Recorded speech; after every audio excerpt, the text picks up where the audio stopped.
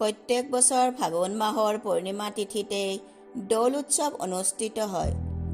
শ্ৰোতা বন্ধুসকল, ফাগুনৰ পূৰ্ণিমাৰ দিনাই বৃন্দাবনত ভগৱান শ্ৰীকৃষ্ণই ফাকুলৈ ৰাধাৰ লগতে অন্য গোপীৰ সংগে ৰং খেলিবলৈ বহিছিল আৰু তেতিয়াৰে পৰাই দৌল খেলৰ উৎপত্তি হয়।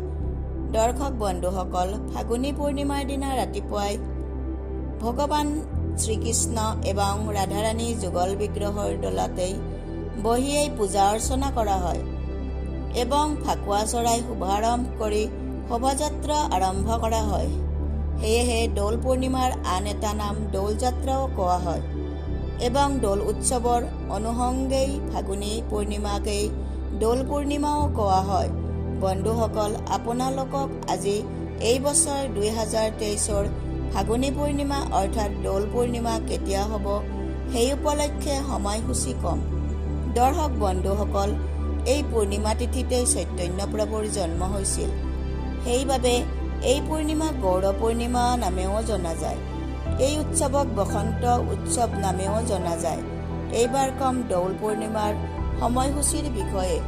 দৌল পূৰ্ণিমাৰ সময়সূচী 1421 ভাস্কৰাব্দ ইংৰাজী 2023ৰ পূৰ্ণিমা তিথি আৰম্ভ হ'ব 21 ফাগুন 1429 ভাস্কৰাব্দ 6 মাৰ্চ 2023 ইংৰাজী সোমবাৰ অপৰাহ্ন 4:20 পৰা আৰম্ভ হ'ব পূৰ্ণিমা। দৌল পূৰ্ণিমাৰ তিথি সময় থাকিব 22 ফাগুন 1429 ভাস্কৰাব্দ 7 মাৰ্চ 2023 ইংৰাজী মঙ্গলবাৰ সন্ধ্যা ৰাত্ৰি 6:01 পৰ্যন্ত থাকিব পূৰ্ণিমা তিথি। এই বিশেষ দিনতেই চন্দ্ৰ উদয় হ'ব 5:38।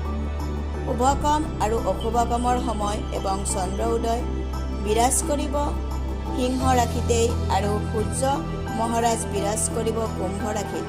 পূৰ্ব ফাগুনী নক্ষত্ৰ থাকিব ৰাত্ৰি 2:28 পৰ্যন্ত। তৃতীযোগ থাকিব ৰাত্ৰি 9:35 পৰ্যন্ত।